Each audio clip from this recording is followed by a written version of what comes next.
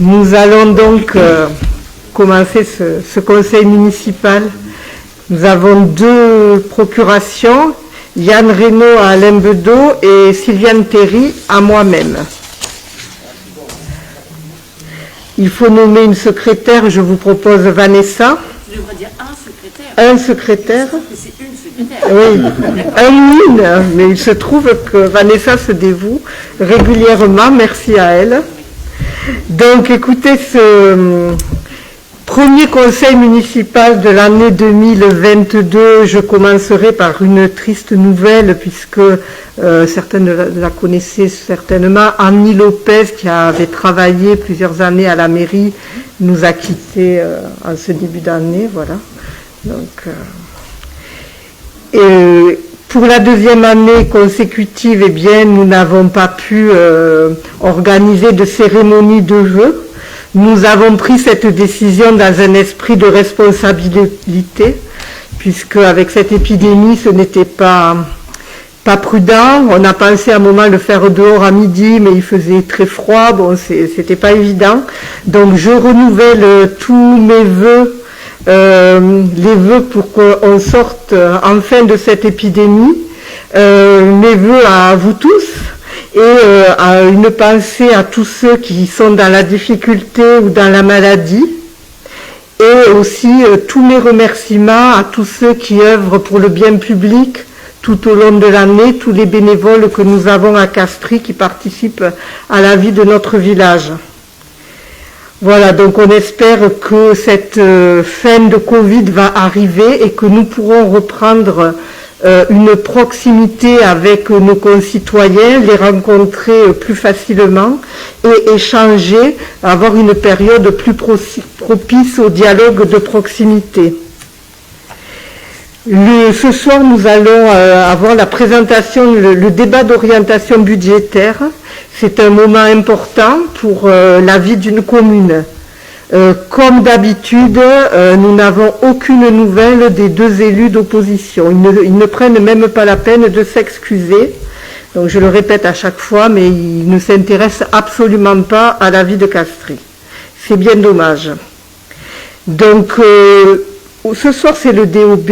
Nous aurons plus tard le vote du budget en mars. J'espère que quelque temps avant, si ça va mieux, nous pourrons organiser une réunion publique pour échanger dans le cadre de la préparation du budget. Pascal et Jérôme travaillent avec un nouveau logiciel aussi qui nous permet de dresser des perspectives sur la durée du mandat. Et c'est vraiment intéressant de se rendre compte un petit peu de nos possibilités et de pouvoir échanger puisqu'il faut bien évidemment prioriser nos projets. On ne peut pas tout réaliser.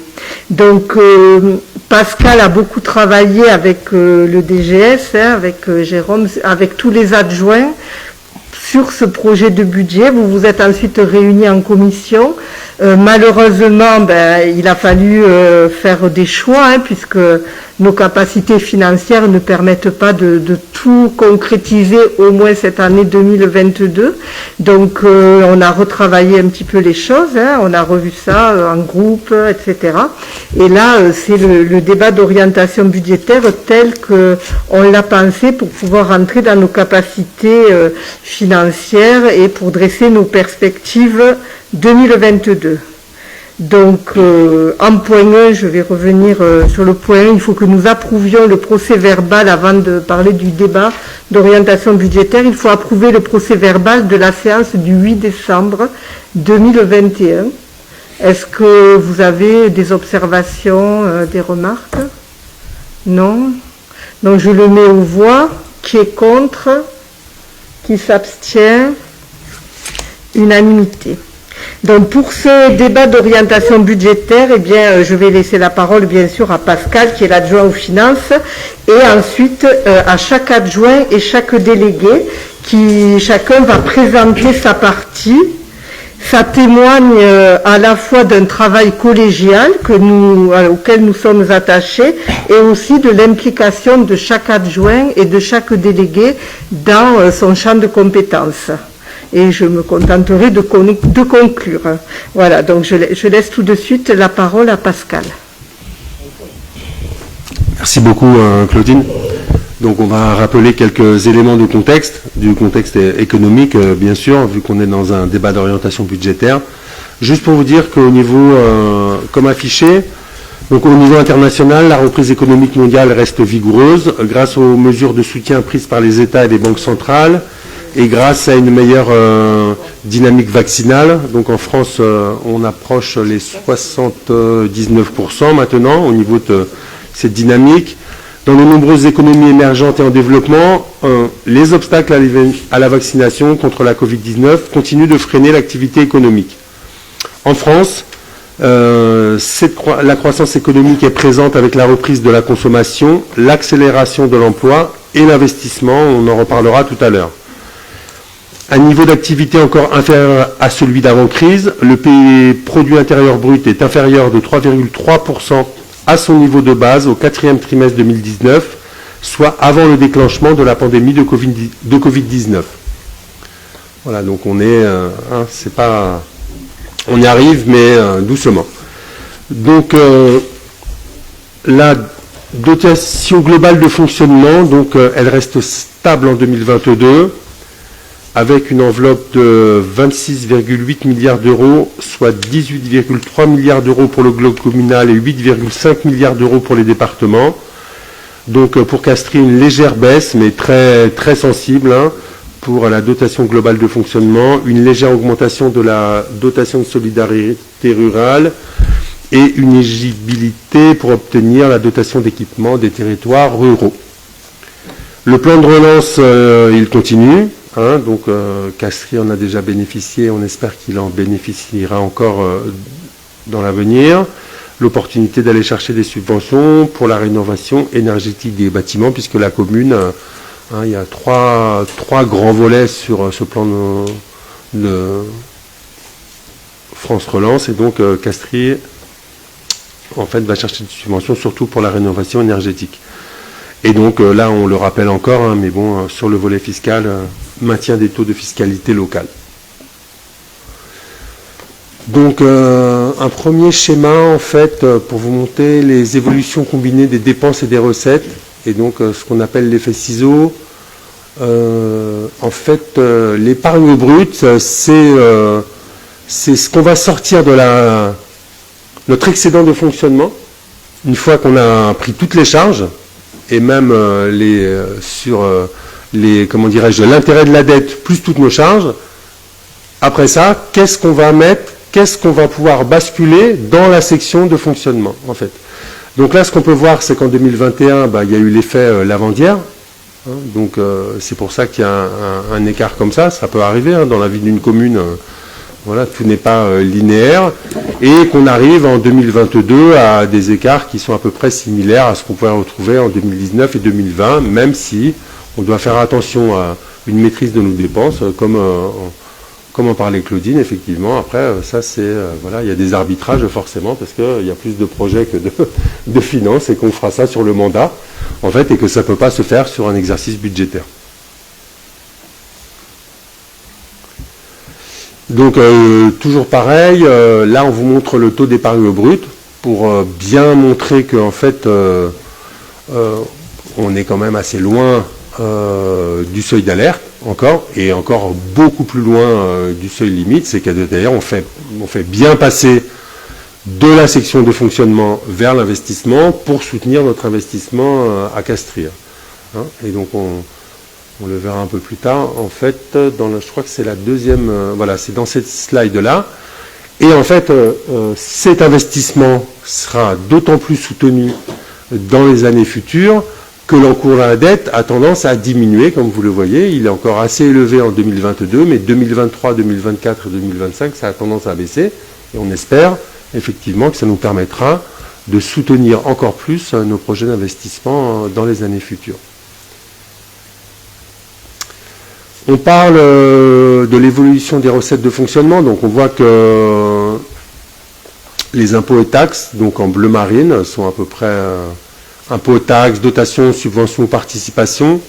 Les autres recettes d'exploitation restent assez, similaires entre de 2019 à 2022. Et donc, le terrain des Lavandières en 2021, on le voit, et puis il y aura aussi 170 000 euros pour les logements sociaux, un produit exceptionnel qui arrivera en 2022. Voilà. Voilà. Pardon ? Oui, voilà. Ah oui, voilà. Hein, donc les Lavandières, c'est sur 2021 1,8 million. Hein, voilà. Donc là, sur le mandat, c'est ce qui restera le produit exceptionnel du mandat. Hein, et on peut en avoir sur les autres années, on voit en 2022, mais c'est vrai qu'en 2021, c'est ce qui restera vraiment le produit exceptionnel du mandat. Quelques chiffres sur l'évolution des recettes de fonctionnement. Et là, bon, je ne vais pas vous refaire tous les chiffres, hein, mais vous le voyez peut-être dans la dernière ligne qui sont les produits exceptionnels, en fait, c'est qu'effectivement, entre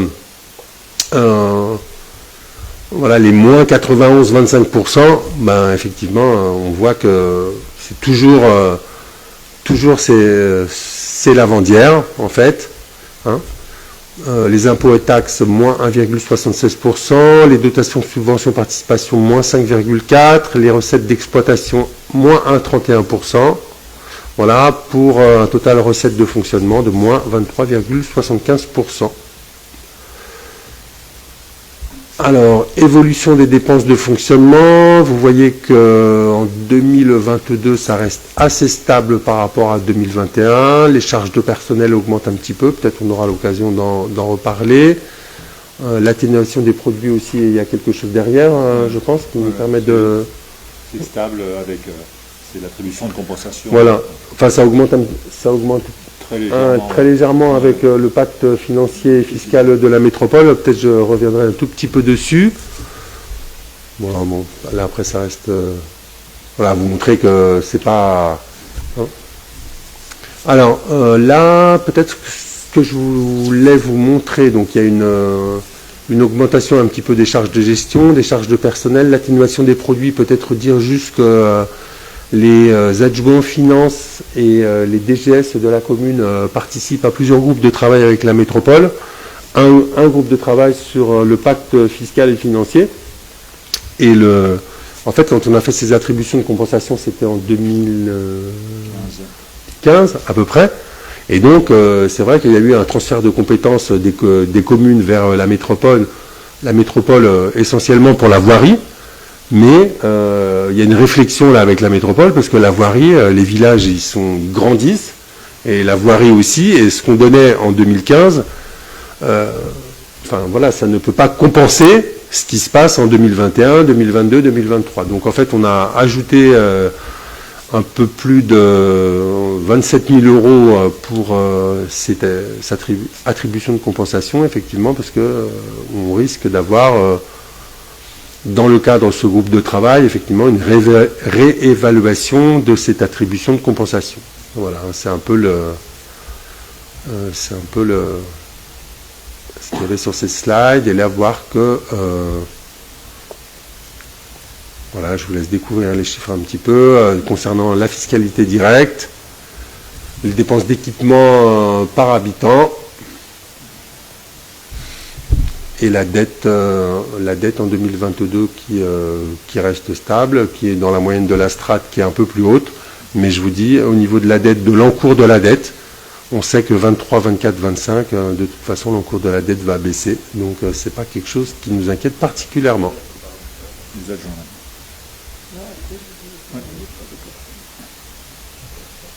Ouais. Claudine.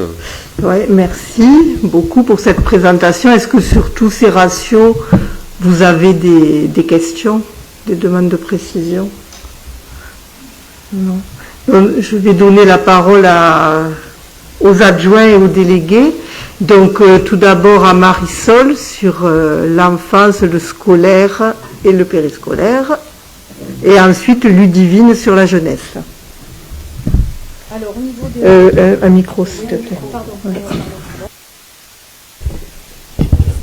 Bonsoir. Donc, au niveau des écoles, donc toujours beaucoup de projets. Au niveau de l'école du Chat-Perché de la Guesse, donc ça sera la création d'une classe supplémentaire, des espaces d'accueil dédiés aux accueils de loisirs, ainsi qu'un regroupement des dortoirs, afin de faciliter le fonctionnement. La mise en place du banc des copains. Donc ce projet sera porté par les animateurs du périscolaire en lien avec les enfants et l'ensemble des acteurs de l'école pour favoriser l'inclusion. Aussi, dans les 2 écoles, donc, nous maintiendrons donc, le maintien de l'ensemble des aides au fonctionnement des écoles, le budget, fournitures, les subventions aux coopératives scolaires, le spectacle de Noël, aménagement de la cour, aménagement des classes, matériel, informatique et TBI. La poursuite de l'ensemble des actions périscolaires avec des tarifs accessibles, avec l'accueil du matin, du midi et du soir dans les écoles, avec activités de qualité, et les 2 centres de loisirs du mercredi, toujours dans les écoles. La poursuite de la gestion municipale de la cuisine scolaire, avec les labels qualité et le renforcement des actions dans le cadre de la loi Egalim. Le maintien de la participation au syndicat Bérange-Cadoul et Salaison pour la gestion du centre de loisirs de Fond-d'Espierres. Pour la petite enfance, donc la mise en place d'une journée municipale de la petite enfance récréative. Toutes les structures de la petite enfance pourront y participer et nous espérons vivement qu'on puisse le faire cette année puisqu'elle a déjà été reportée 2 fois. Elle devrait avoir lieu donc le mardi 14 juin. La poursuite des actions du relais d'assistante maternelle et la création d'une pièce d'activité de motricité supplémentaire à la crèche. Voilà, je donne la parole à Ludivine pour présenter la partie jeunesse. Merci Marisol. Donc dans ce budget de 2022, nous projetons de développer les actions du Conseil municipal des jeunes, puisque le Conseil municipal des jeunes s'était prononcé déjà depuis une année pour la création d'un parc d'entrée de ville et la construction d'une piste de pump track. Et l'engagement sans faille de Claudine dans ce projet nous permet enfin de le réaliser, donc on est vraiment particulièrement heureux. Et par ailleurs, nous poursuivrons bien évidemment les actions du club ado à travers les séjours, les chantiers loisirs qui sont organisés par nos animateurs, l'accueil bien évidemment des jeunes dans le club ado chaque semaine, puis l'organisation des divers stages, les actions d'accompagnement au collège et de loisirs, et également le développement de murs graffés par les jeunes de Castries en contribution potentiellement avec des artistes de renom pour permettre un développement artistique aussi de nos jeunes à travers des projets qui leur tiennent à cœur. Voilà. Merci. Ensuite, je pense que c'est Chantal qui prend la parole, Creuset, sur les solidarités. Bonsoir tout le monde. Donc au niveau de l'action sociale, en 2022, nous poursuivons toutes les actions que je vous énumérerai plus tard par la suite. Cependant, nous avons 2 actions phares en 2022, notamment l'ouverture de l'épicerie sociale qui devrait être au 1er avril 2022. On espère que les travaux ne vont pas prendre de retard pour que cela puisse se faire ainsi. L'ouverture serait donc 2 demi-journées par semaine, les mercredis après-midi et les vendredis matins, de façon à ce que les gens puissent choisir le moment où ils viendront chercher leurs marchandises. On part sur une 50aine de paniers dans un premier temps avec un objectif de passer à 80 ou à une centaine de paniers. Pour y avoir droit, il y aura 3 tranches de reste à vivre, donc il faudra soit être entre la tranche de 0 à 5 euros ou de 6 à 10 euros ou de 11 à 15 euros. Donc un maximum de 15 euros de reste à vivre par jour pour avoir droit au dossier d'épicerie. La valeur du panier sera fonction de la tranche de reste à vivre et de la composition de la famille, et les gens paieront entre 10 et 30% du produit. L'accueil sera soumis à l'étude par la commission d'un dossier avec projet, c'est-à-dire que les gens vont devoir déposer un dossier accompagné d'un projet, et la commission étudiera la faisabilité de ce projet pour pouvoir donner accès à l'épicerie. Le droit sera ouvert pour 4 mois, et 1 fois par semaine, et puis sera réétudié par la suite. Il y aura aussi des ateliers collectifs à l'épicerie, donc ateliers collectifs qui seront en liaison avec des partenaires, donc les différents intervenants, animés par le CSM ou des intervenants extérieurs selon les différentes thématiques. Donc il peut y avoir des thématiques sur la santé, sur les loisirs, la nutrition, la gestion du budget, l'environnement, l'écologie avec le tri des déchets et également des sorties pédagogiques. Et nous aurons aussi une mise en place de partenariats locaux avec pour avoir des produits de circuit court sur le village, donc essayer d'avoir des produits de qualité pour cette épicerie. Et afin de pouvoir aller chercher les personnes à mobilité réduite ou âgées qui ne pourraient pas se déplacer, et en même temps pouvoir aller faire la ramasse dans les différents partenaires, nous allons acheter un véhicule pour développer donc cette action. Ça, voilà ce que j'allais dire. Comme nous sommes accompagnés par l'ANDES, nous avons l'ANDES qui nous subventionne à hauteur de 15 000 € l'achat de ce véhicule. Donc autant en profiter. Voilà pour l'épicerie sociale. Et l'autre action qui marche bien au niveau du centre social et du CCAS, c'est l'action de France Service, puisque France Service en 2021, ça a été 1159 personnes qui sont passées nous voir, à majorité des personnes venant de Castries, puis Vendargues, Beaulieu, Sussargues et Restinquières. Et Bayard, que j'ai oublié. 46% ont plus de 62 ans, 21% ont entre 55 et 62 ans, 14% entre 45 et 55 ans, 16% entre 27 et 45 ans et 3% en dessous de 27 ans. Alors, les services rendus, donc la plupart des demandes sont sur le site de la préfecture pour les immatriculations, les permis de conduire, les titres de séjour. Ensuite, la CAF pour 12,5%, pour les demandes d'allocation de diverses, les déclarations trimestrielles, etc. La CPAM qui représente 23%, la CARSAT 16% pour les demandes de retraite, les impôts 10% pour la déclaration des impôts en ligne. Donc ça, ce sont les actions que nous phares un petit peu, mais nous avons toutes les autres actions que nous menons jusqu'à aujourd'hui, donc que nous poursuivons, c'est-à-dire la poursuite de l'action du référent unique d'insertion, dont le dossier RSA, puisque Castries est le site central de la gestion pour 6 communes du secteur. La poursuite de l'ensemble des activités régulières du centre social-culturel avec la nouvelle organisation, donc une ouverture permanente, nous ne fermons plus lors des vacances scolaires, puisque France Service attire pas mal de monde, donc il faut que nous soyons ouverts en permanence. Renforcement des actions seniors, donc information, lutte contre l'isolement, cantine senior, café senior, action physique adaptée, atelier mémoire, sortie, et j'espère qu'on arrivera aussi à faire le lien entre le service médical et mettre en place une navette. Mise en place des actions de médiation numérique avec le lieu d'accueil multimédia. Poursuite de l'ensemble des permanences et du réseau VIF, le réseau violence intrafamiliale, qui marche bien. Poursuite des aides sociales facultatives. Poursuite des actions du CLAS, qui est le comité local d'accompagnement scolaire. Et la poursuite des actions de prévention en milieu scolaire, puis avec le projet du promeneur du net. Voilà pour toutes les actions au niveau action sociale 2022. Merci. Donc ensuite, nous allons parler culture. Sylviane Théry étant en réunion des adjoints de la culture qui se déroule actuellement sur Castries, justement, elle était obligée d'y être, donc c'est moi qui vais présenter cette partie, et ensuite François Dallène qui présentera la partie marché et jumelage.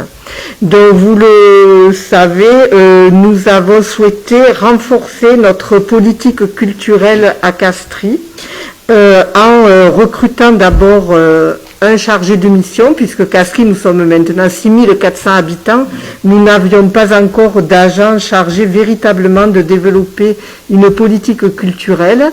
Donc voilà, nous avons Émilie qui nous a rejoints.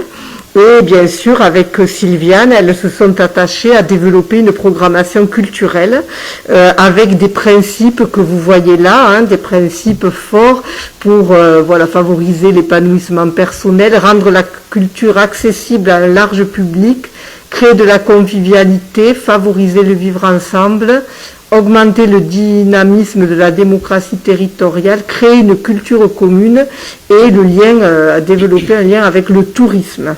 Donc avec des spectacles accessibles, donc il va y avoir un nouveau festival qui est étalé sur l'année avec des programmations de qualité à des prix. Alors il y aura des choses gratuites comme d'habitude, hein, les manifestations habituelles, et ensuite un petit tarif pour nous permettre de faire venir des artistes avec des spectacles de qualité. Alors ce festival s'appelle J'y suis, j'y reste.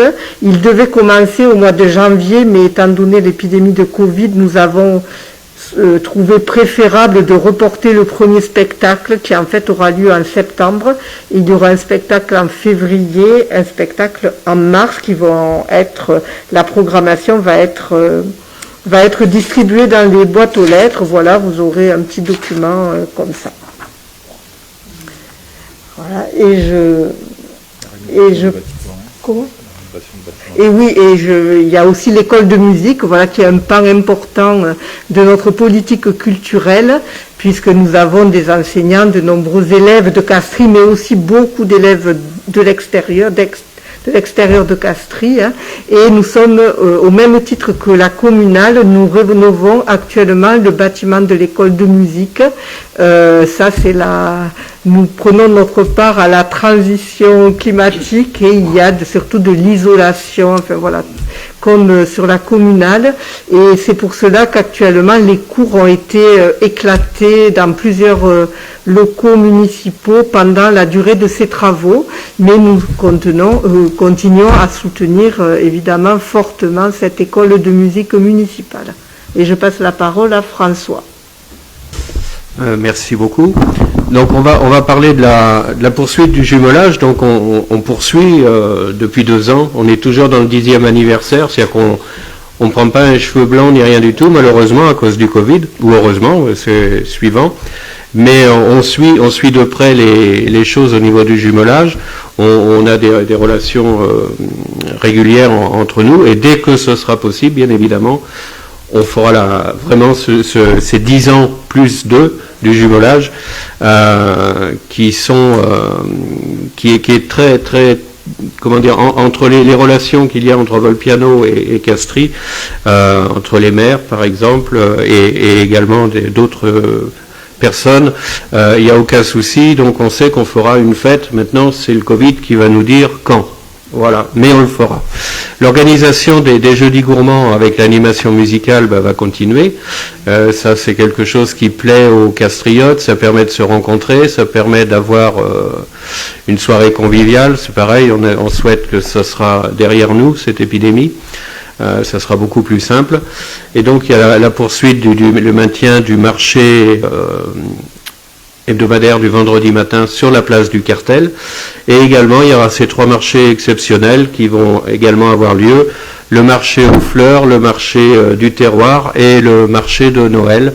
Voilà, donc on espère qu'on aura les mains libres pour faire les marchés comme on veut, qu'il y ait beaucoup de convivialité, et on croise les doigts en souhaitant que cette épidémie soit derrière nous pour justement organiser toutes ces journées. Voilà, merci beaucoup. Merci. Et donc je passe la parole à Serge Escuré sur les travaux, le patrimoine et l'urbanisme. Oui, merci. Donc avec l'ouverture progressive du château, l'objectif c'est de mettre le parc en adéquation. Donc la première chose c'est la restauration du grand bassin. Le parc est ouvert mais le bassin est sec depuis quelques années, donc ça va consister à refaire l'étanchéité et à remettre en place le jet d'eau. Ensuite, la remise en état des 2 cascades, celle qui est sous les terrasses et ensuite celle qui est dans le bosquet derrière l'église. L'installation de toilettes sèches, puisque quand le parc est ouvert, le château est souvent fermé, donc il n'y a pas de toilettes, donc installer des toilettes sèches pour que les gens puissent tenir le secteur propre. Et en même temps, avec les services techniques, nous avons fait un deal où il y a une personne par semaine qui vient entretenir les terrasses et la cour d'honneur de façon à ce que ce soit toujours propre pour les visiteurs. Ensuite, il y aura la continuité de l'entretien du mobilier et la rénovation, et la continuation de la remise en sécurité de l'aqueduc. Au niveau de au niveau de l'urbanisme, il y aura la construction d'un hangar au service technique, puisqu'il y a une partie des locaux qui a été cédée aux urgentistes, et donc il manque de places couvertes, donc il faut construire un hangar supplémentaire. Enfin, la remise en état du cours complémentaire.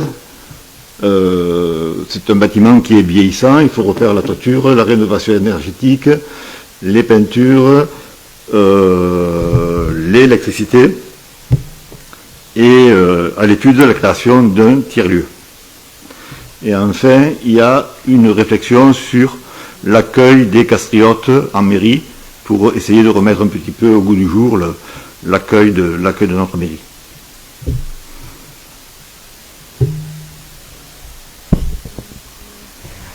Merci.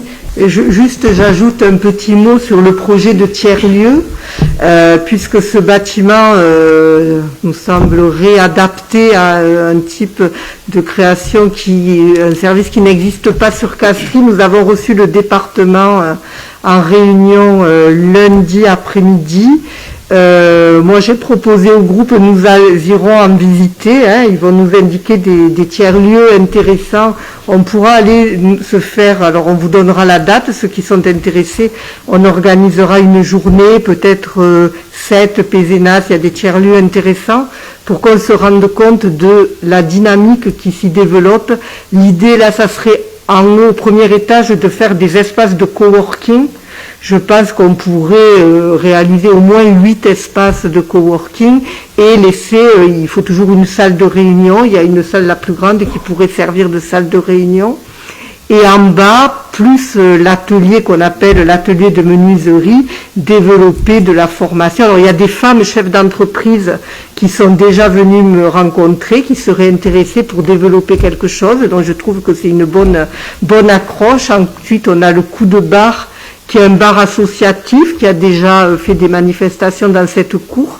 Et on aurait en face là un peu un genre de recyclerie puisque l'association qui est actuellement logée en bas, c'est du transitoire, va déménager sur le site de la banque alimentaire. Donc la menuiserie pourra être aussi utilisée, pourquoi pas, style repère café, réparation de vélos, d'objets, enfin voilà, il faut créer une dynamique avec des castriotes intéressés. Et j'espère que ce Covid va nous permettre d'échanger sur ce type de projet qui vraiment demande de l'échange et de la dynamique interpersonnelle et associative. Donc on ne manquera pas de vous tenir au courant pour qu'on puisse se projeter ensemble dans ce lieu qui est très beau et qui peut faire un endroit de rencontre. Et je crois que dans un village, c'est important d'avoir ce type d'endroit où les gens puissent venir librement et échanger, et avec en face l'association qui pourrait aussi organiser des choses en commun. Enfin, voilà. Ce que je peux vous en dire pour l'instant, ça commence à germer, c'est pas encore tout à fait mûr, mais vers quoi je souhaiterais que nous nous orientions ensemble. Et je passe la parole à Alain avec le micro. Voilà. Cadre de vie, citoyenneté et développement durable, ce sera Rémi qui nous dira quelques mots. Merci. Donc, tout d'abord, le gros sujet de 2022, donc c'est la nouvelle place des Libertés. Place des Libertés, donc le parking à proximité de l'école Marcel Pagnol, qu'on va venir étendre à une 50aine de places supplémentaires. Pourquoi Pour tout simplement désengorger notre centre-ville et notamment la place du Cartel pour le futur, car le gros sujet second, évidemment, c'est la poursuite des études de l'aménagement de la place du Cartel. Vous savez qu'on a signé une étude avec la SA3M récemment. L'étude a démarré, donc je vous en parlerai plus longuement à la fin du conseil. Mais donc ça, c'est les deux gros projets, et surtout la réalisation de la place des Libertés, pour pouvoir désengorger notre centre. Ensuite, je vais passer juste la parole à Rémi sur le point, sur le projet agroécologique.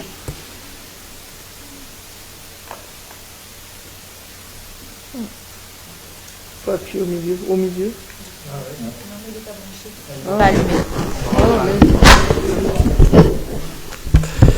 Voilà. Oui, donc sur le projet agroécologique, donc c'est, vous le savez, c'est un projet qui prend du temps, mais qui avance. Et cette année, ce qui va nous occuper, c'est de la réalisation des travaux de mise en eau de la parcelle et les travaux agricoles pour rendre la parcelle cultivable, et également la poursuite de la réflexion autour de ce projet, où on va commencer à affiner de manière bien plus précise ce qu'on va réaliser sur ce projet. Voilà. Merci Rémi. Pour les autres actions, donc j'ai pas parlé aussi du passage à 30 km/h sur toute la commune là, qui est en train de s'accélérer avec la mise en place de l'arrêté voirie, et derrière la métropole donc qui va intervenir pour la pose des panneaux et des marquages au sol. Ensuite, une réserve financière pour les achats de terrain éventuels, donc ça comme les années précédentes. La poursuite des réflexions au sein du comité de pilotage des mobilités, donc, et les travaux qui en découleront. La poursuite des aides aux façades, et avec un renfort éventuel dans la zone hypercentre et place du Cartel, pour pouvoir aussi promouvoir un petit peu ces façades qui vont entourer cette future place. Et ensuite, on sait que, ça aussi je vous en parlerai à la fin du conseil, la réalisation du revêtement de l'anneau de sommière. On a aussi de l'éclairage public, de la voirie et du mobilier urbain. Voilà pour ma part. Merci. Donc Jérôme Cabrol pour le sport et la vie associative.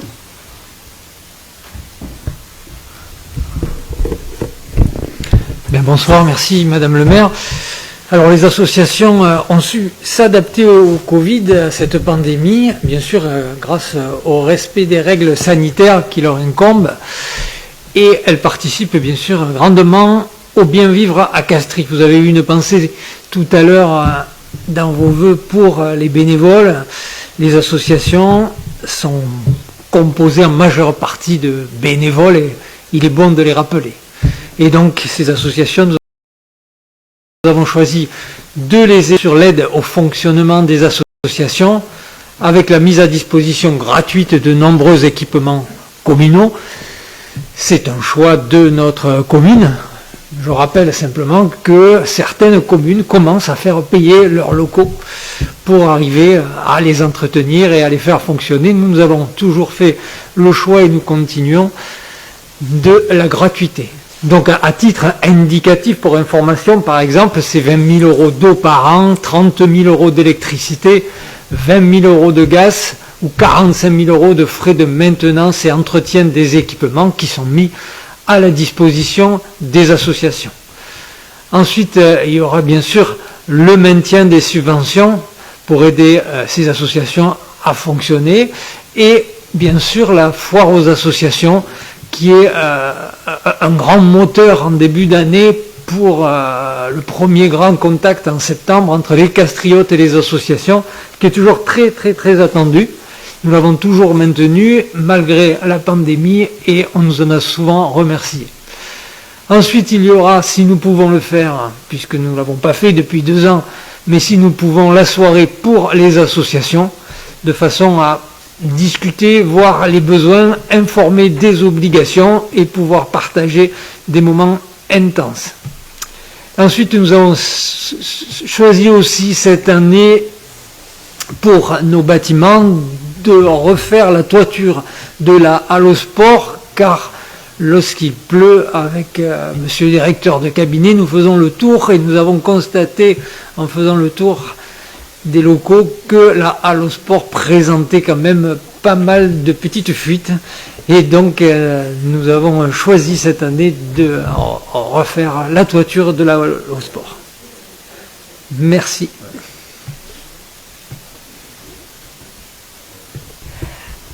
Merci. Je pensais, on n'en a pas parlé, mais il y a eu à Fond-d'Espierre le local des apiculteurs qui a été refait par les services techniques, du coup, puisqu'il y avait des fuites également, et donc ça a été fait en régie. Et pour terminer, je passe la parole à Vanessa sur la communication. Alors, en communication, donc notre objectif, c'est toujours de maintenir une communication de proximité et de qualité envers les castriotes et envers parfois un public plus large. Alors pour cela, nous avons toute une série d'outils. Cette année, on a tous l'espoir partagé d'utiliser, de voir notre panneau lumineux d'information que nous avons commandé il y a bientôt 1 an et qui n'est toujours pas arrivé. À vrai dire, nous sommes en litige avec la société. Voilà, donc on va être obligé de refaire une commande. Donc là, ce qui était prévu l'année dernière est de nouveau prévu pour 2022, pour ce panneau lumineux qui complète assez bien nos supports. Le site internet de la commune, en revanche, va voir le jour dans sa nouvelle maquette d'ici 1 semaine. Donc là, c'est de la vraie information. Ça sera vraiment réel. Et donc, ça, c'est un projet qui est important parce que notre site actuel avait une dizaine d'années.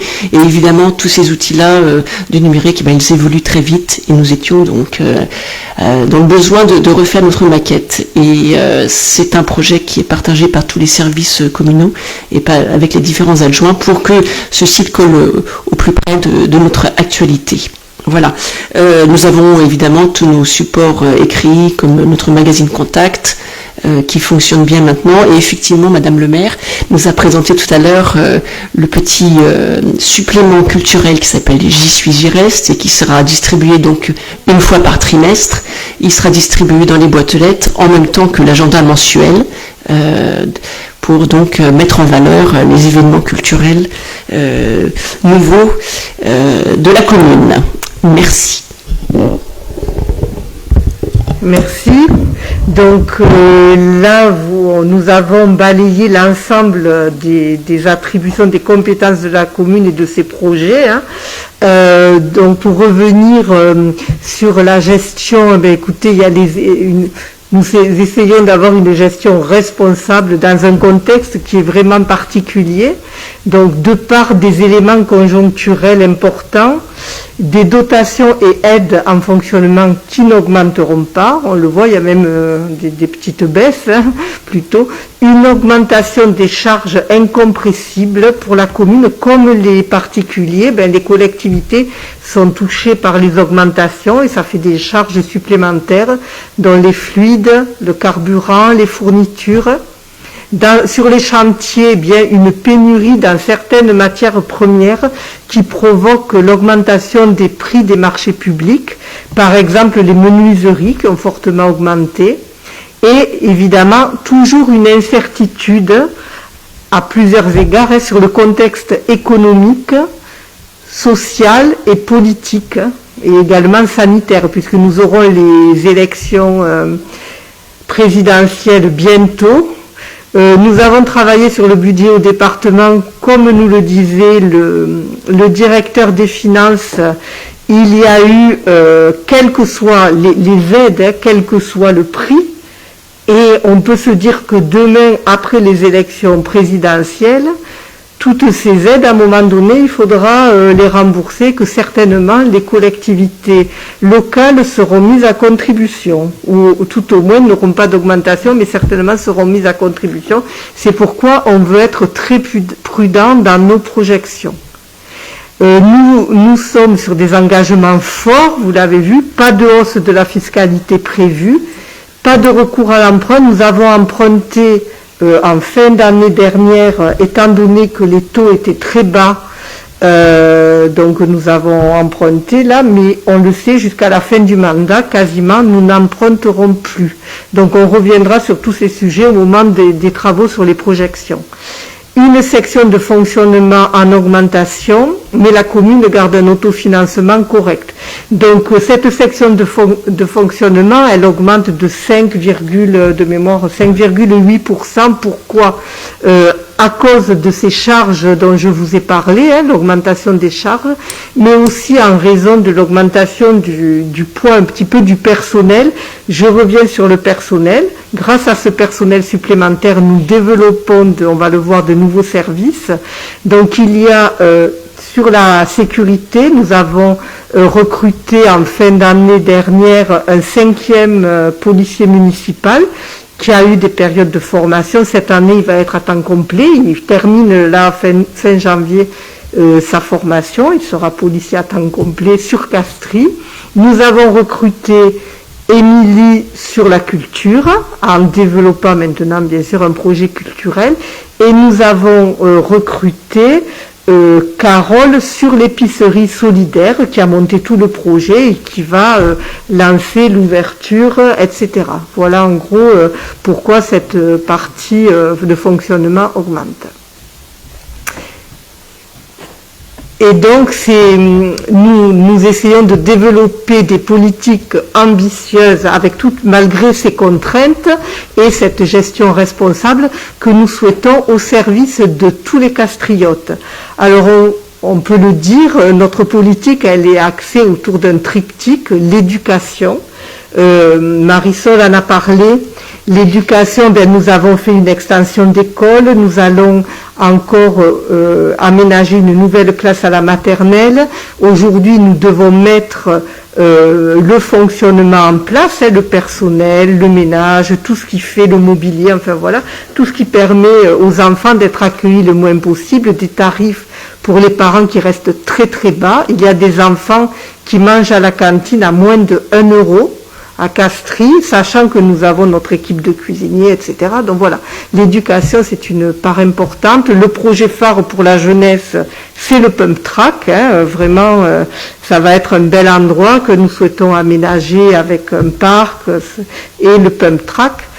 La solidarité, Chantal a très bien présenté tout ça avec cette épicerie solidaire qui va changer la manière d'aider les gens, avec des ateliers cuisine, avec une responsabilisation des personnes pour aller encore plus vers de l'autonomie, une très grande proximité avec ce réseau France Service. C'est vrai que nous sommes aidés par l'État, mais la commune complète de manière assez importante puisque ça représente au moins 2 postes à temps complet.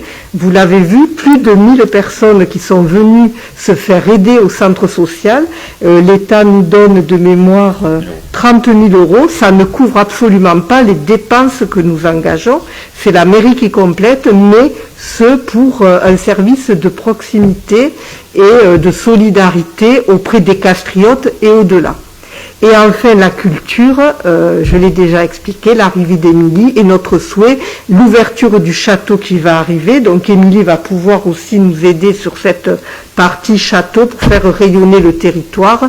Donc c'est pour ça que la culture doit devenir une part importante aussi de notre politique, tout en restant raisonnable sur les finances.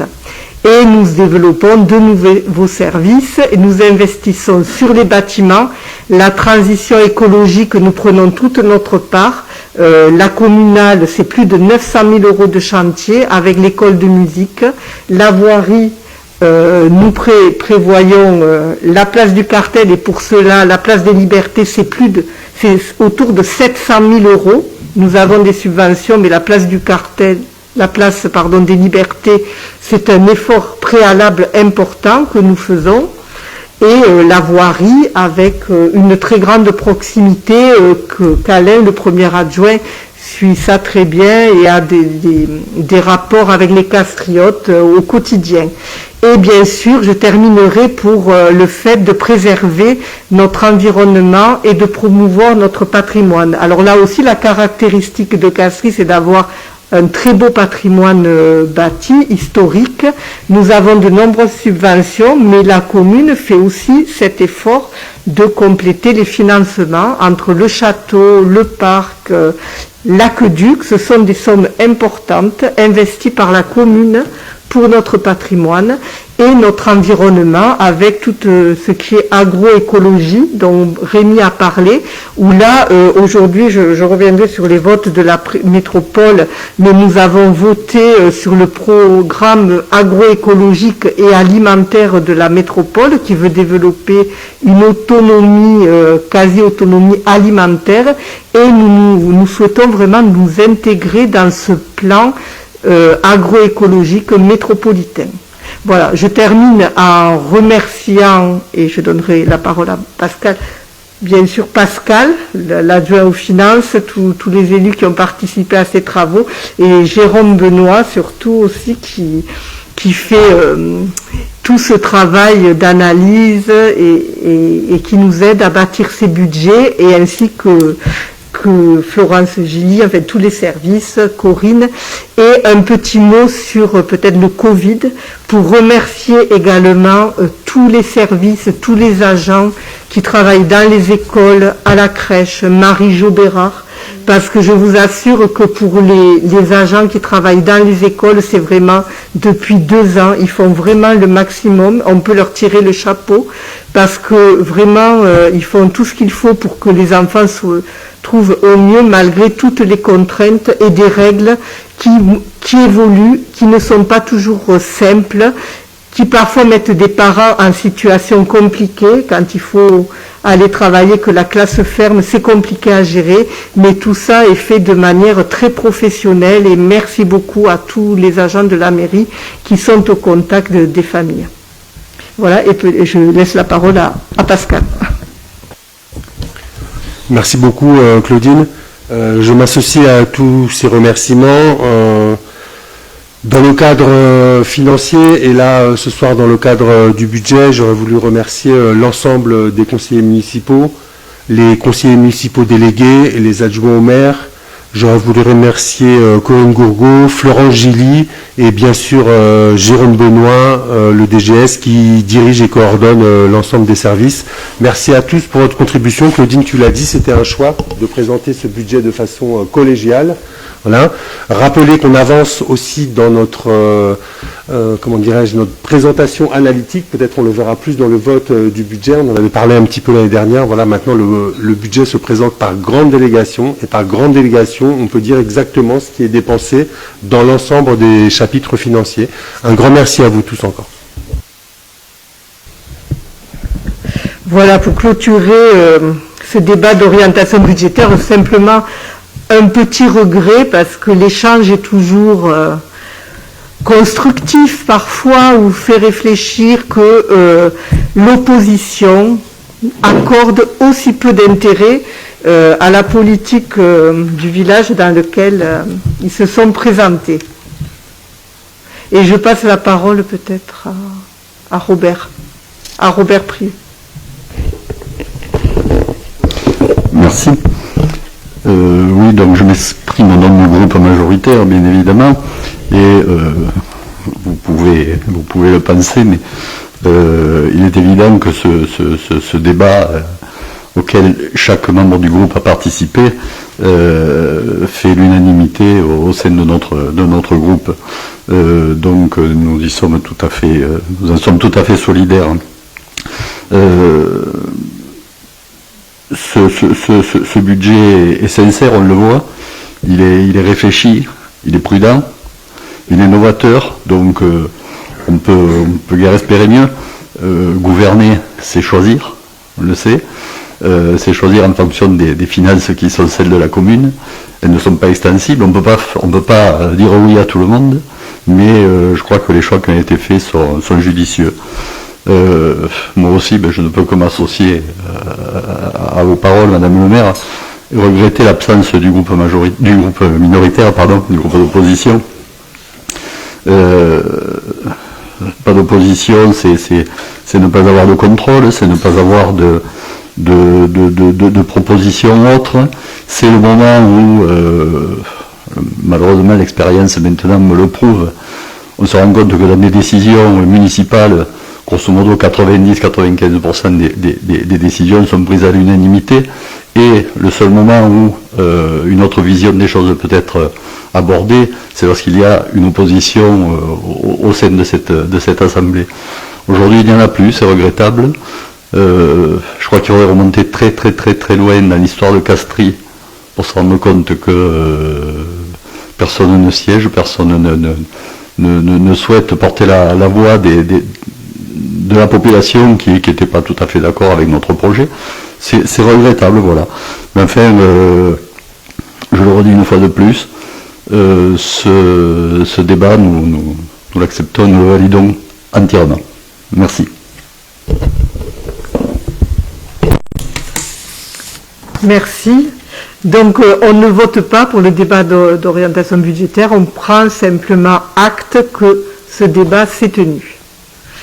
Bon, je passe maintenant la parole pour le point numéro 3 à Serge sur les travaux de rénovation énergétique du cours complémentaire pour des demandes de subvention. Oui, donc on revient sur l'ancien cours complémentaire dont la municipalité souhaite entreprendre la rénovation énergétique de l'ancienne bibliothèque qui est située au cours complémentaire. Ce bâtiment est ancien et énergivore. Il est doté d'un système de chauffage électrique qui consomme énormément et son isolation est peu performante. Les travaux engagés ont pour objectif de réduire la consommation énergétique de 50%. Ces travaux consistent à isoler thermiquement l'intérieur du bâtiment, de rénover la toiture, de remplacer les menuiseries, de changer le système de chauffage avec intégration de la climatisation, de refaire l'électricité, les travaux de peinture et la réfection des façades. Après sa rénovation, le bâtiment accueillera un tiers-lieu, comme on en a parlé tout à l'heure, à l'étage, avec un espace de travail collaboratif où il sera possible de travailler de façon permanente ou occasionnelle, individuellement ou collectivement. Au rez-de-chaussée, les salles seront destinées à des actions dans le domaine de l'économie solidaire, avec un espace de convivialité, un espace de formation, d'échange, de pratiques culturelles et artistiques. Le local qui constituait l'ancienne menuiserie sera aussi aménagé pour accueillir des activités de type atelier participatif et collaboratif. Le montant estimatif des travaux est de 419 400 €. Il vous est demandé d'approuver les travaux de rénovation pour la création d'un tiers-lieu, comme précisé ci-dessus, et d'autoriser Madame le maire à solliciter des subventions auprès de l'État, de la région, du département et de la métropole. Je vous précise que le département a déjà accordé une subvention sur le budget 2021 pour les travaux de rénovation énergétique de ce bâtiment, et la demande qui sera faite au département ne concernera que les travaux liés au tiers-lieu.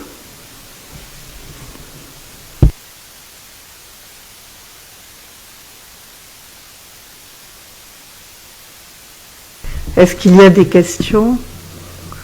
Non? Bon, je le mets aux voix, cette demande de subvention. Qui est contre? Qui s'abstient? Unanimité. Merci. Je passe la parole à Ludivine pour également des demandes de subvention concernant le parc paysager, la piste de pump track.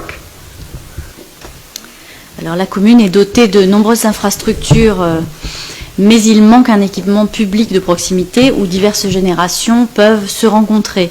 Par ailleurs, à un moment où la pratique du vélo se développe beaucoup, un site adapté à cette pratique fait défaut sur la commune.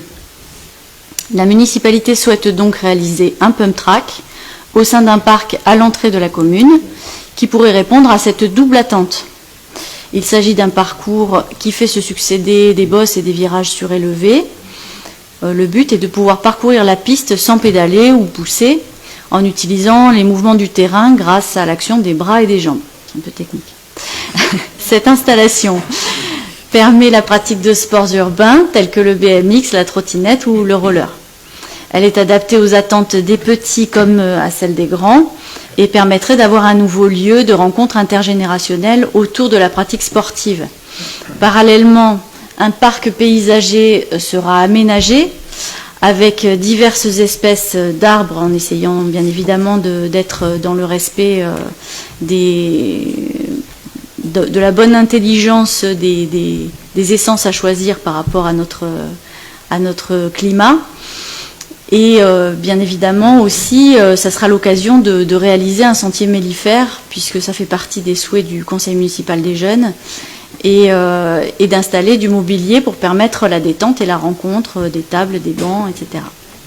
Ce projet constituera un espace de respiration entre deux quartiers nouvellement urbanisés, et donc face au quartier des Lavandières, et ces quartiers donc comprenant de nombreux logements, dont 30% de logements sociaux.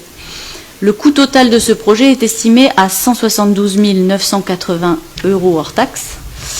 il vous sera demandé d'approuver la réalisation de ce parc paysager avec piste de pump track et d'autoriser Madame le maire à solliciter les subventions auprès de l'État au titre de la DETR, de la région, du département et de la métropole. Par ailleurs, les jeunes du CMJ se sont positionnés au titre du budget participatif du département de l'Hérault. Et donc, leur projet a été travaillé avec les équipes du département. Il a été sélectionné pour participer justement à cette proposition de budget participatif.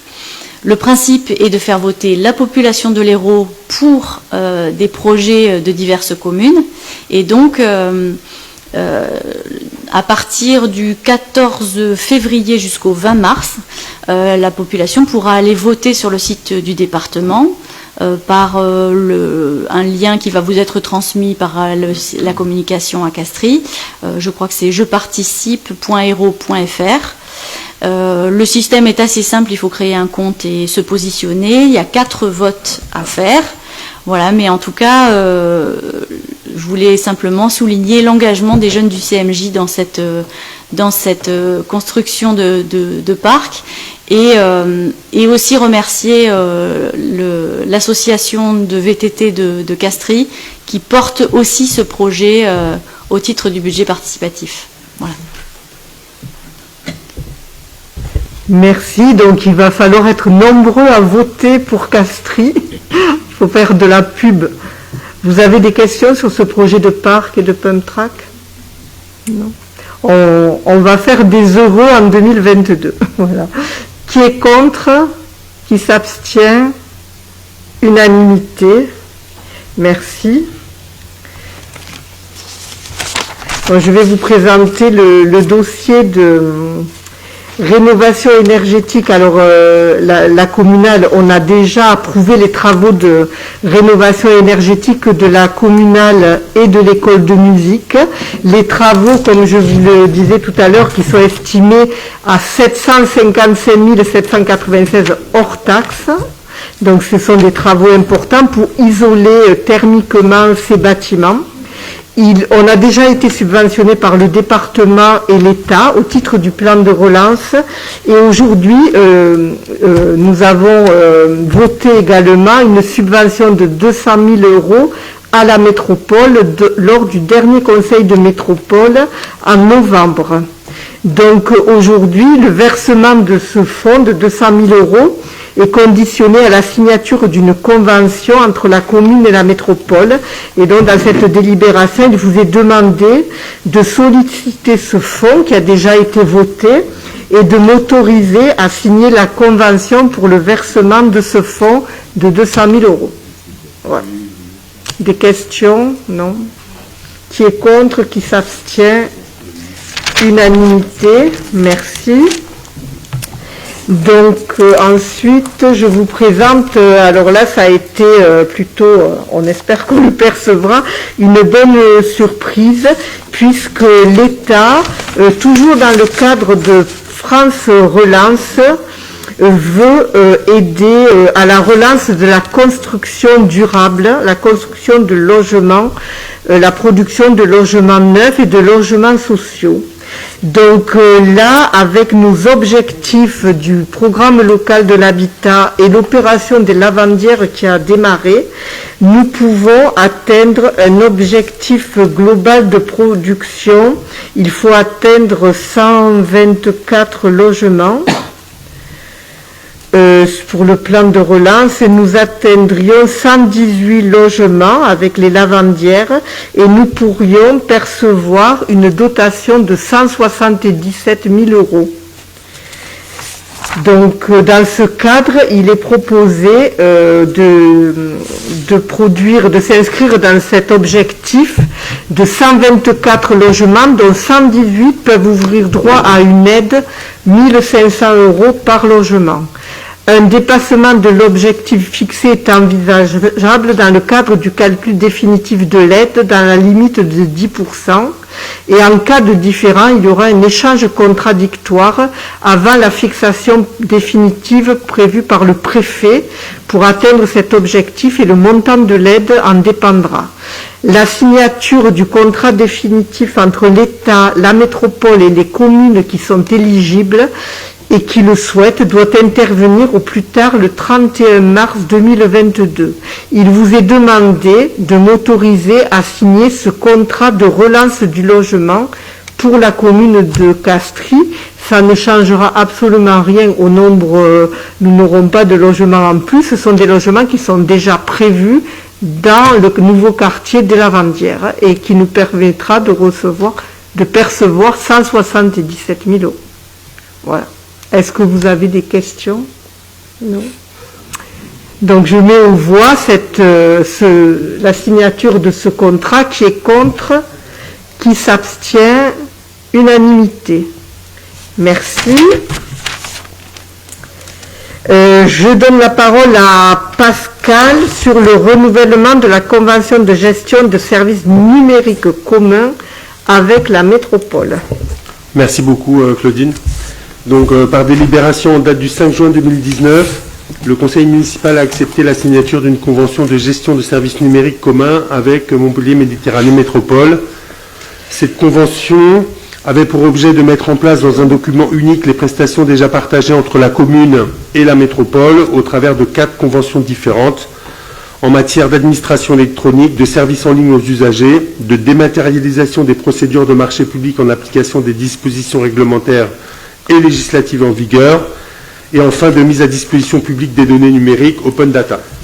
Cette convention est arrivée à échéance et la commune souhaite poursuivre cette coopération afin de disposer de services publics modernes et efficaces, offrant à ses partenaires et à ses administrés une réactivité et une sécurité informatique optimale. Montpellier Méditerranée Métropole a préparé une nouvelle convention qui propose, en plus de ces 4 services partagés précisés ci-dessus, 3 nouveaux services auxquels la commune souhaite adhérer: plateforme de participation citoyenne dans le cadre de nouveaux projets, plateforme de téléalerte, notamment dans le cadre de situations météo exceptionnelles, plateforme d'accessibilité téléphonique pour les malentendants. La convention est conclue pour une durée de 3 ans jusqu'en 2024. Le coût annuel pour l'ensemble des prestations est de 487,14 € hors taxes, après une prise en charge de 50% par Montpellier Méditerranée Métropole. Il vous est demandé d'accepter les termes de cette convention et d'autoriser Madame le maire à la signer. Merci. Donc, cette plateforme génère des économies importantes pour la commune, puisque le fait de partager ces outils, voilà, ça serait, le DGS me disait, au moins 10 000 € pour la commune si nous devions payer ces services, alors que là, il s'élève à 487 €. Donc, on a pris toutes les potentialités, puis il y en a qui servent d'ores et déjà, puis les autres, on verra si on les développe, voilà.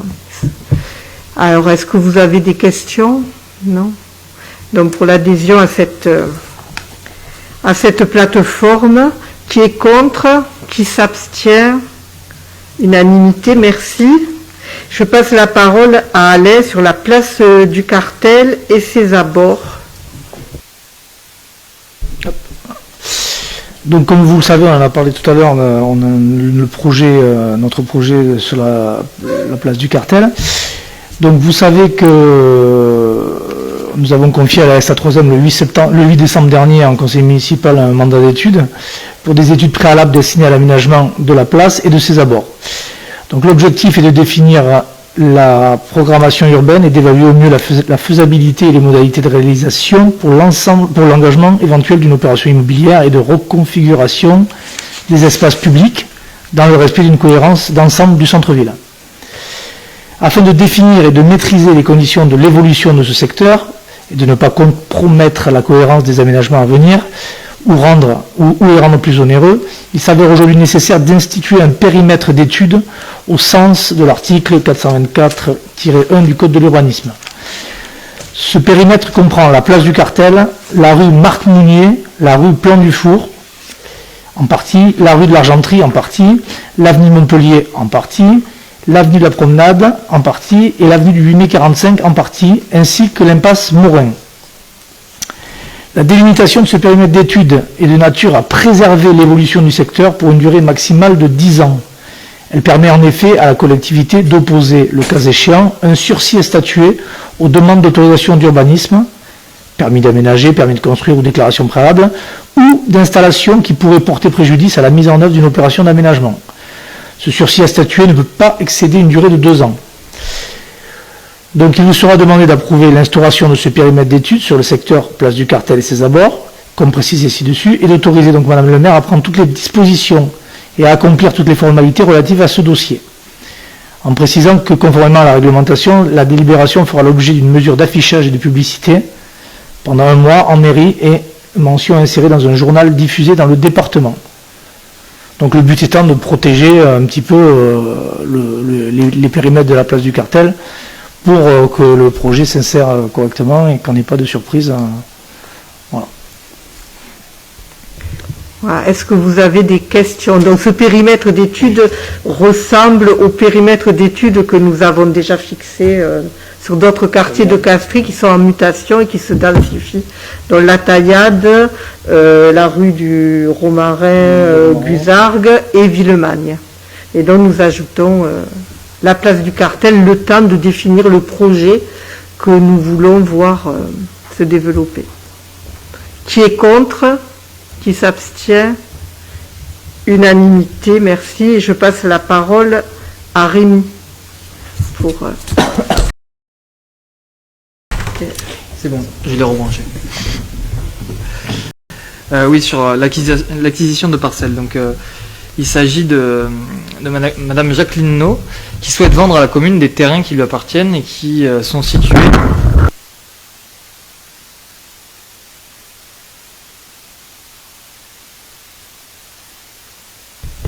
Je reprends. Donc, il s'agit de Madame Jacqueline Ball, qui souhaite vendre des terrains à la commune et qui sont situés au Masno. Donc, ces terrains sont cadastrés C135, C137 et C139 pour une superficie totale de 6080 mètres carrés. Ces parcelles sont situées en zone, dans un espace boisé, en zone naturelle et en zone agricole, et elles jouxtent des parcelles communales. Et donc, à ce titre, elles intéressent la commune. Ces acquisitions conforteraient la politique de réserve foncière qui est menée par la commune depuis plusieurs années. Et un accord à l'amiable est intervenu sur le prix de 4 864 €, soit 80 centimes du mètre carré, qui est un prix qui est habituellement pratiqué dans ce secteur. Il vous est donc proposé d'accepter l'acquisition de ces parcelles. Voilà, parcelles qui viennent enrichir notre patrimoine naturel. Est-ce qu'il y a des questions? Non. Qui est contre? Qui s'abstient? Unanimité, merci. Donc nous passons au point 10. Nous sommes actionnaires de la SA3M qui modifie ses statuts. Et donc les communes doivent voter cette modification de statut. Actuellement, la SA3M dispose de compétences surtout d'aménagement, d'urbanisme, d'environnement, de développement économique, touristique et de loisirs. Aujourd'hui, elle souhaite s'inscrire dans les objectifs du plan climat-air-énergie territorial, le PCAET, porté à la métropole, et souhaite ajouter dans ses compétences des compétences de production et de distribution d'énergie, principalement d'origine renouvelable ou de récupération, d'efficacité énergétique et de rénovation thermique du bâtiment. La SA3M souhaite également intervenir en assistance conseil, réaliser des études, financer, construire, gérer, exploiter, directement ou indirectement des équipements et infrastructures liés au développement des énergies renouvelables et à l'utilisation rationnelle de l'énergie, réaliser des opérations visant à améliorer l'efficacité énergétique et notamment la rénovation thermique des bâtiments. Donc nous aurons là un partenaire public sur les énergies renouvelables, ce qui est une bonne chose que nous avons évidemment validé en Conseil de métropole. Donc en conséquence, il vous est proposé d'approuver les modifications statutaires de la SA3M relatives à l'objet social comme précisé, d'autoriser le représentant de la commune au sein de l'Assemblée spéciale et à voter en faveur de ces modifications et d'autoriser le représentant permanent de la commune à signer tout document relatif à cette affaire. Voilà, est-ce que vous avez des questions sur cette extension de compétences? Non, c'est une bonne chose. Donc qui est contre, qui s'abstient? Unanimité. Merci. Le point suivant est la participation au prix de la Légion d'honneur pour les apprentis. Donc, comme l'année dernière, je vous propose d'accorder une subvention de 500 € pour l'année 2022 à la Société des membres de la Légion d'honneur de l'Hérault qui organise ce prix de la Légion d'honneur en faveur des apprentis et qui valorise leur parcours et les met à l'honneur. Donc ensuite, il y a une cérémonie à l'Opéra de Montpellier avec tous les enseignants, les familles, et c'est vraiment intéressant pour ces apprentis et les enseignants de voir qu'il y a de belles réussites et ça valorise ces filières qui sont importantes pour le département. Voilà. Qui est contre? Qui s'abstient? Unanimité. Alors la protection sociale complémentaire à laquelle devront participer dans quelque temps les communes notamment doit faire l'objet d'un débat et donc je vais passer la parole à Jérôme Benoît au DGS qui va vous exposer les enjeux de ce point-là. Oui, bonsoir, merci. Donc très rapidement, comme l'a dit Madame le maire, les collectivités vont être obligées de participer à la protection sociale complémentaire de leurs agents. Et l'idée de ce soir, c'est simplement de dresser une situation actuelle et de rappeler les éléments législatifs qui s'imposent à la collectivité et le calendrier de ces mesures. Donc très rapidement, le cadre juridique qui nous fixe les choses est dans une ordonnance de février 2021 qui prévoit deux choses.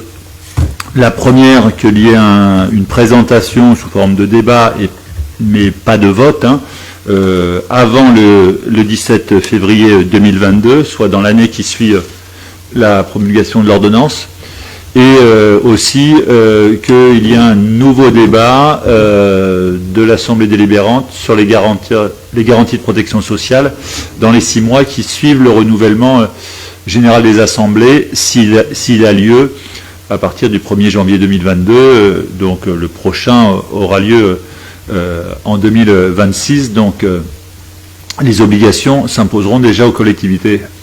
Mais si des communes renouvellent leur conseil entre-temps, ils devront avoir ce débat dans les 6 mois qui suivent le renouvellement de leur conseil. Très rapidement, de quoi on parle? La protection sociale dans la fonction publique, elle est de deux types. La première, c'est une protection sociale dite statutaire, c'est-à-dire qui est la même pour tous les fonctionnaires territoriaux, quelle que soit la commune ou la collectivité dans laquelle ils travaillent. Donc voilà, là il y a un tableau qui résume un petit peu les grandes lignes de cette protection sociale dite statutaire, dite obligatoire, et qui, encore une fois, s'impose à toutes les collectivités, que vous soyez fonctionnaire ici à Castries ou à Tourcoing.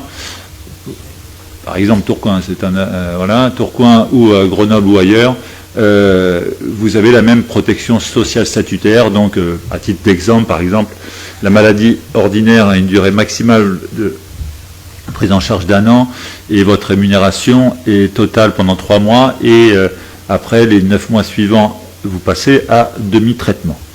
Longue maladie, voilà. Donc ça, c'est ce qui s'impose pour tous les agents, quelle que soit la commune dans laquelle ils travaillent.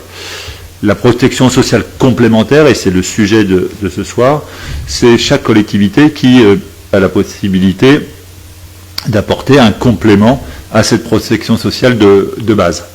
Elle vise soit la santé, donc à couvrir les frais occasionnels occasionnés par une maternité, une maladie ou un accident non pris en charge par la sécurité sociale classiquement. Ce qu'on appelle la mutuelle santé, si vous voulez.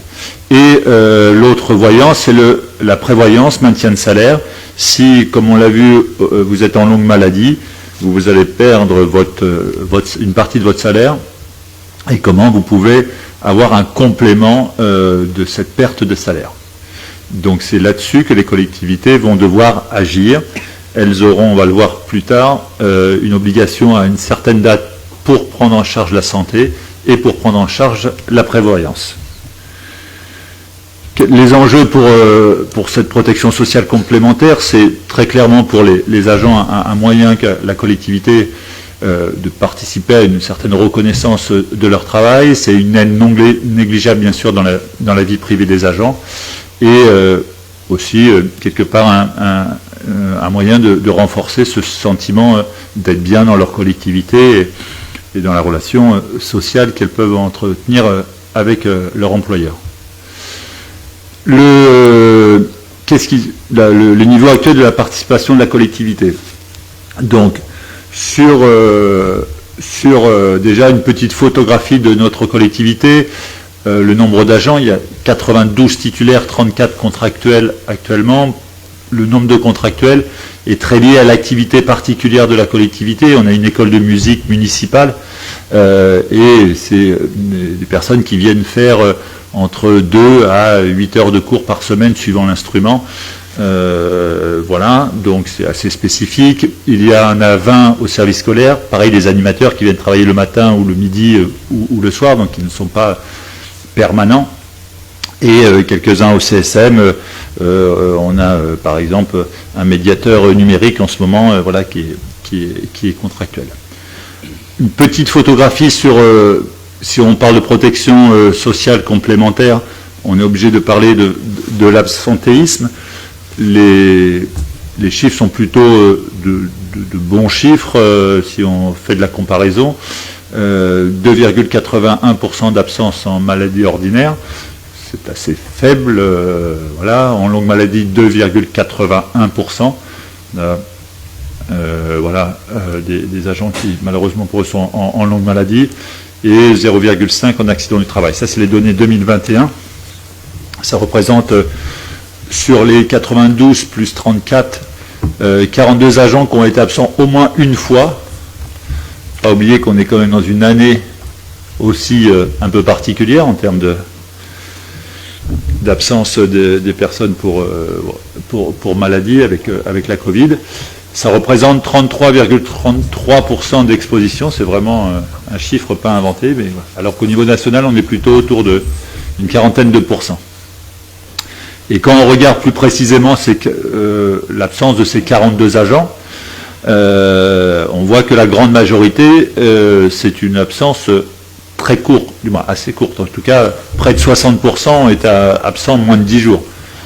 Voilà. Donc, on a plutôt une très bonne fréquence, une très bonne présence de nos agents, et on n'a aucune invalidité à avoir dans la collectivité depuis une dizaine d'années.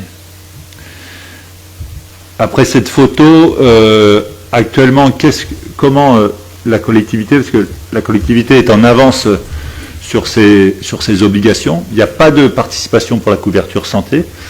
C'est-à-dire que les agents qui veulent avoir une mutuelle santé pour les risques santé, voilà, prennent leur propre mutuelle. Par contre, pour la prévoyance, on a une participation de la collectivité qui est en place depuis plusieurs années, qui est de 19 € par mois, par agent, pour chaque agent titulaire qui souscrit à un contrat labellisé. C'est-à-dire que ce n'est pas n'importe quel contrat, c'est un certain type de contrat fait par des mutuelles qui doivent être labellisées. Et ça, c'est quelle que soit la rémunération de l'agent et quel que soit son niveau de couverture choisi. C'est-à-dire, s'il a une mutuelle qui lui coûterait 20 euros, ben la collectivité va participer à 19 euros et sa mutuelle prévoyance ne lui coûtera que 1 euro. Bien sûr, si elle lui coûte moins de 19 euros, c'est soumis au plafond de sa cotisation qu'il paye. Ça représente à peu près, sur l'année 2021, un budget de 16 000 euros de budget annuel, et 75% de l'effectif des titulaires bénéficient de cette participation. Les 25 autres, c'est un choix personnel de leur part de ne pas souscrire à une prévoyance maintien de salaire. Hein,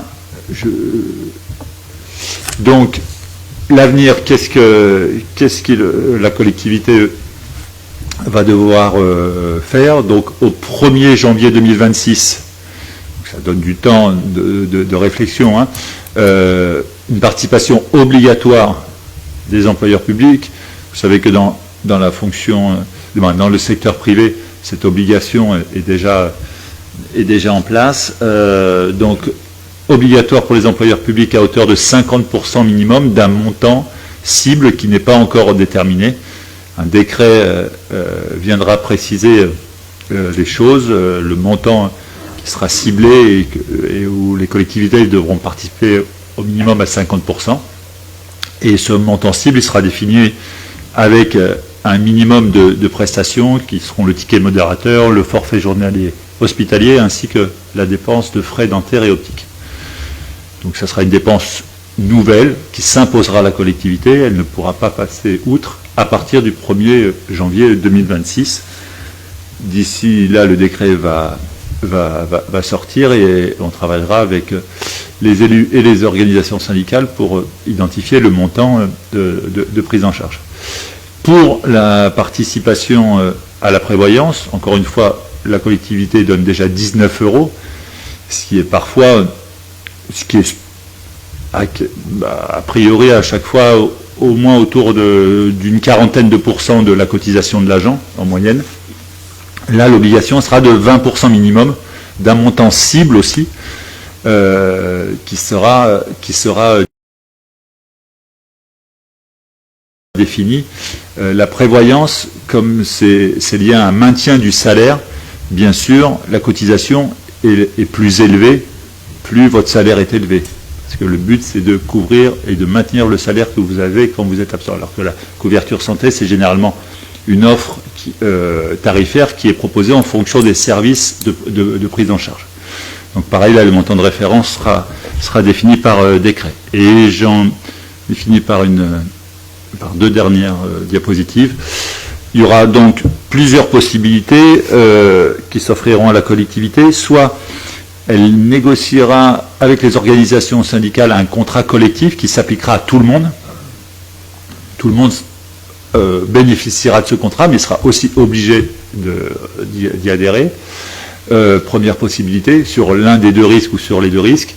Soit conclure une convention de participation avec un organisme, une mutuelle identifiée, et qui proposera ses services aux agents de la collectivité qui auront le choix de la prendre ou pas, avec une prise en charge de la collectivité, ou chacun choisira, dernière possibilité, sa mutuelle, labellisée, et la collectivité financera le montant qui aura été déterminé, 50% en santé ou 20% en prévoyance maintien de salaire.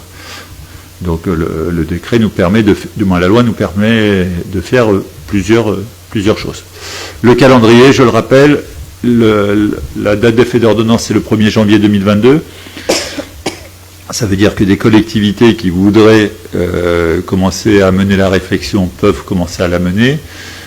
Les obligations formelles, c'est 1er janvier 2025 pour la participation obligatoire en prévoyance. Nous, on participe déjà. Et l'obligation sur la participation obligatoire en santé s'imposera à la collectivité au 1er janvier 2026. Voilà la situation. Donc on a 2-3 ans pour mener la réflexion. Merci. Donc il s'agissait de lancer le débat pour le moment. Merci beaucoup. Donc nous arrivons à la fin de ce conseil. Sur les informations et questions diverses, j'ai quelques informations. Vous dire que aujourd'hui, ce matin, nous avons voté le budget à la métropole, des informations sur la métropole. C'est important, il y a des choses qui s'y passent et Castries est directement concernée, comme les autres villes de la métropole. Donc nous avons voté le budget, 1,3 milliard. Ce budget, eh bien, les rubriques importantes, mieux se déplacer avec tout ce qui concerne les mobilités douces et alternatives, puisque c'est une des priorités de la métropole. La gratuité des transports qui se met en place, les bus tram, ça va démarrer, les études, etc. Il y a, au-delà de l'aide pour l'achat des vélos à assistance électrique, il y a une aide à la réparation qui se met en place, 30 € d'aide à la réparation. Pour l'assistance, l'aide à l'achat de vélos, il y a eu plus de 20 000 dossiers déposés. Donc dire c'est vrai que c'est très long. J'ai vu qu'il y a des gens de Castries qui disent on a déposé une demande d'aide, c'est toujours pas versé. C'est vrai que c'est assez long, mais ça sera versé. Et ça a été prolongé, donc les gens peuvent avoir entre l'aide de la métropole qui est hors conditions de ressources, l'aide du département et l'aide de la région, ça c'est sous conditions de ressources, hein. Certaines personnes peuvent avoir jusqu'à 1 500 € d'aide à l'achat du vélo. Sur le budget, donc il y a tout ce qui est voirie, pistes cyclables, piétons. Il va y avoir le véloroute entre Saint-Geniès et Castries qui va être fait sur l'ancienne voie ferrée. Donc là, normalement, ça va être fait en 2022. Et ensuite, on pourra partir vers le Gard, etc. Le plan de gestion des cours d'eau, la Cadoule, alors il y a déjà eu des travaux, mais ça va être poursuivi, hein. Il y a des projets sur ce plan-là. Tout ce qui est zéro déchet, avec une feuille de route qui va nous être présentée en mars, avec du compostage, tout ce qui est réemploi, des plateformes de compostage, des accompagnements pour développer les bonnes pratiques et l'augmentation du tri et de la valorisation. Le lien avec les énergies aussi, hein. On voit qu'il y a sur Montpellier des bâtiments qui sont chauffés à travers la valorisation de déchets. Là, il y a des coûts importants sur l'exportation de déchets, puisqu'il y a 19 millions, donc il faut qu'on revienne à des pratiques plus vertueuses pour diminuer les déchets. Et donc là, on a un vice-président qui est M. Vasquez, qui est très très impliqué, et les choses vont vraiment bouger dans ce domaine. Également dans l'agroécologie et l'alimentation, on en a déjà parlé tout à l'heure, on s'inscrit vraiment dans ces projets qui sont une part importante de la politique de la métropole. Et ensuite, je voulais dire un mot sur les concertations qui sont lancées. Il y en a deux qui sont, donc je dirais trois. Il y a le PLUI, hein, au fur et à mesure, qui est en concertation. Donc, il faut s'y intéresser à ces sujets. Hein, venez voir en mairie. Il y a la concertation sur le bus tram qui démarre. Donc là aussi, voir comment ces bus tram vont se mettre en place, comment les services pour Castries, pour les villages plus loin qui vont se rabattre sur Castries, vont se mettre en place. Donc là, la concertation est lancée. On aura une réunion publique, alors je crois que c'est début avril maintenant, et Castries, on s'est porté candidat pour accueillir la réunion de secteur au foyer, ou ici même à l'espace gare. Et enfin, il y a une concertation qui se met en place sur la ZFE, c'est la zone à faible émission, pour lutter contre la pollution de l'air. Donc cette ZFE, eh bien, elle va avoir des répercussions importantes sur la vie quotidienne, puisqu'à un moment donné, certains véhicules ne seront plus autorisés à rouler. Donc c'est important de s'y intéresser. On n'a pas lancé de débat, nous, pour le moment, parce qu'on n'est pas directement concerné. Ça va se mettre en place sur 2 phases, du 1er juillet 2022 au 30 juin 2026, sur les communes, je dirais, de la première couronne de Montpellier, Et comme il faut de la continuité géographique, Van Dargue, à un moment donné, voulait y entrer. On aurait pu du coup lancer le débat à Castries, mais Van Dargue s'est retiré, donc nous, on ne peut pas y rentrer dans la première vague parce qu'il n'y aurait pas continuité géographique. On y entrera au 1er juillet 2026. Mais déjà, ce qu'il faut se dire, c'est qu'il ne faut plus acheter de voitures diesel parce que bientôt, on ne pourra plus rouler. Hein. Donc, surtout pas de voitures diesel. Et puis, s'intéresser aux vignettes, hein, voilà, puisque selon la vignette qu'on aura sur notre voiture, on ne pourra plus rentrer sur Montpellier ou sur les villes qui seront dans cette ZFE. Donc là, il y a des dépliants, il y a toute une documentation et cette concertation est lancée. Je vous invite à prendre ces informations, à prendre connaissance et ensuite on pourra en discuter, éventuellement faire remonter des choses sur cette ZFE qui est quand même importante en termes de santé. C'est vrai qu'il y a aussi des exceptions, hein, il ne faut pas trop s'affoler non plus, mais ça a des répercussions pour les gens. Certains ne peuvent pas changer de voiture comme ça, mais il faut se dire que pour la santé, c'est quand même une bonne chose et que c'est important de développer ce genre de pratiques vertueuses là aussi. Voilà ce que je voulais vous dire, donner comme information. Est-ce qu'il y a des points que vous souhaitez ajouter? Alain, vas-y. Je rebondis avant de vous faire un point là sur d'autres sujets. Je rebondis sur la ZFE. Il y aura quand même, d'après ce que j'ai lu, entre guillemets des exceptions. Les axes structurants qui mèneront vers les parkings P+30 notamment seront ouverts à tous les véhicules, visiblement, donc même des véhicules anciens. Et dans certains cas, il y aura des dérogations aussi pour les véhicules qui font moins de 3000 km par an. À usage divers, enfin voilà, et donc il faut savoir aussi qu'il y aura ces dérogations-là. Je pense qu'il faudra qu'on prévoie un rendez-vous en mairie avec la métropole pour avoir des précisions, et après on fera, voilà, il y aura une réunion d'information avec la population. Je vous fais un petit point sur divers sujets. Dès demain soir, on démarre le premier atelier du défi écolo, donc économie d'eau. Cette démarche, donc, on l'a lancée avec Rémi en partenariat avec l'association locale du climat et de l'énergie, avec l'ALEC. Et donc on l'a lancé via les écoles, mais évidemment c'est ouvert à tous les castriotes. Premier atelier demain, on a 10 familles qui se sont déjà inscrites sur le premier atelier, qui vont venir donc percevoir leur kit d'économie d'eau et qui auront évidemment tous les conseils de l'ALEC. Il y a un second atelier le mercredi suivant où on a déjà 8 ou 9 familles. Et derrière, les gens qui ne pourront pas participer aux ateliers, bien sûr, pourront demander un kit et auront une notice pour installer le kit chez eux, le but étant de faire des économies d'eau. Ça c'est ok. Sur les mobilités, donc jeudi soir, donc cinquième comité de pilotage, on reçoit donc la métropole pour 2 sujets.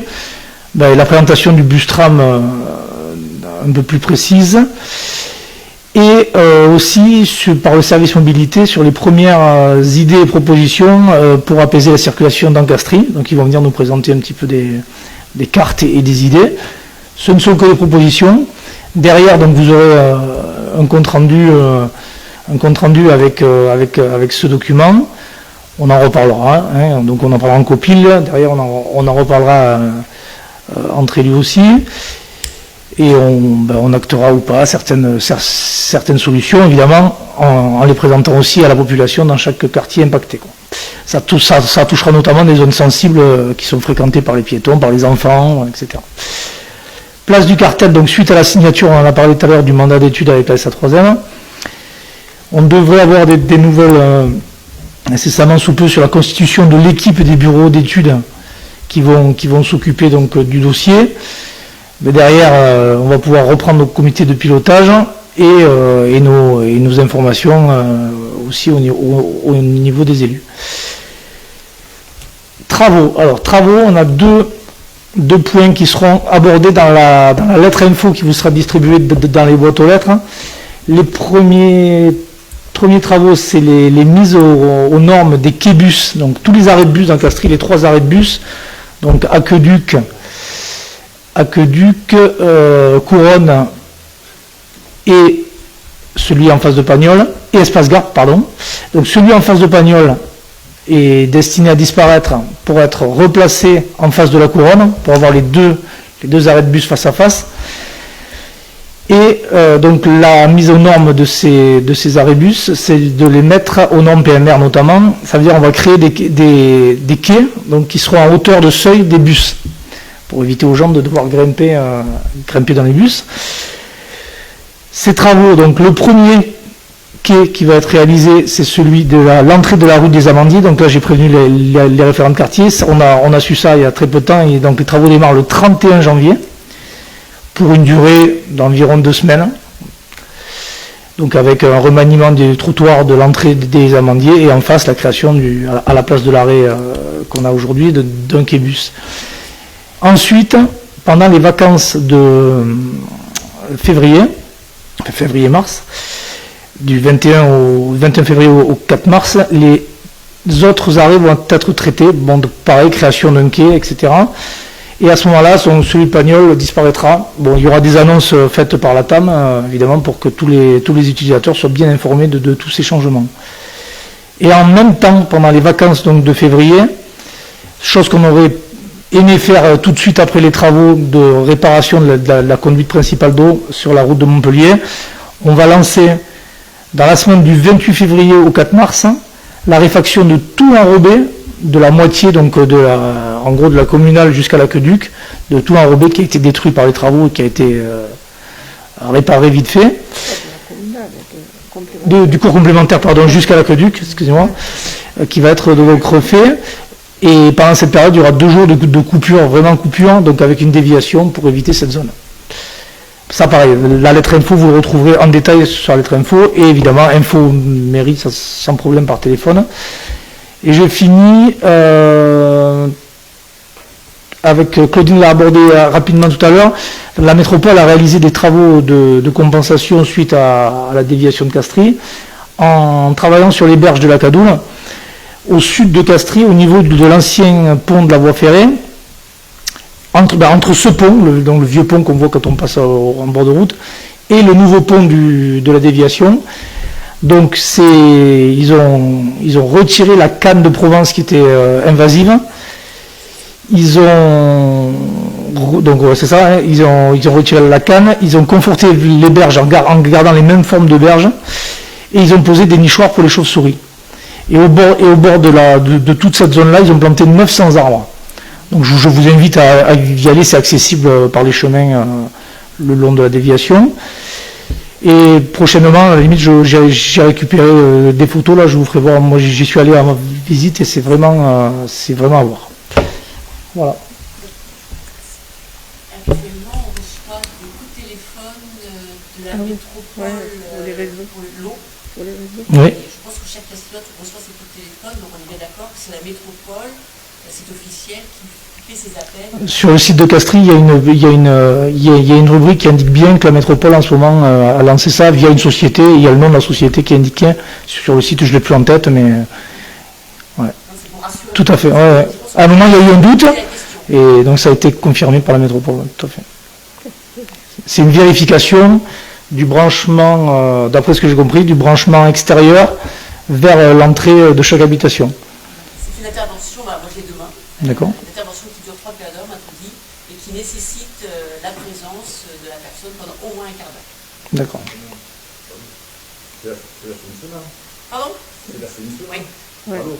C'est l'eau, c'est l'assainissement, c'est pas bon. Donc c'est l'assainissement, d'accord. C'est l'assainissement. D'accord. Ouais. Oui, c'est vrai que... oui, c'est... avec l'éolien. Bon. Merci. Est-ce qu'il y a d'autres points? Non? Bon, ben écoutez, merci beaucoup et donc je clôt ce conseil municipal.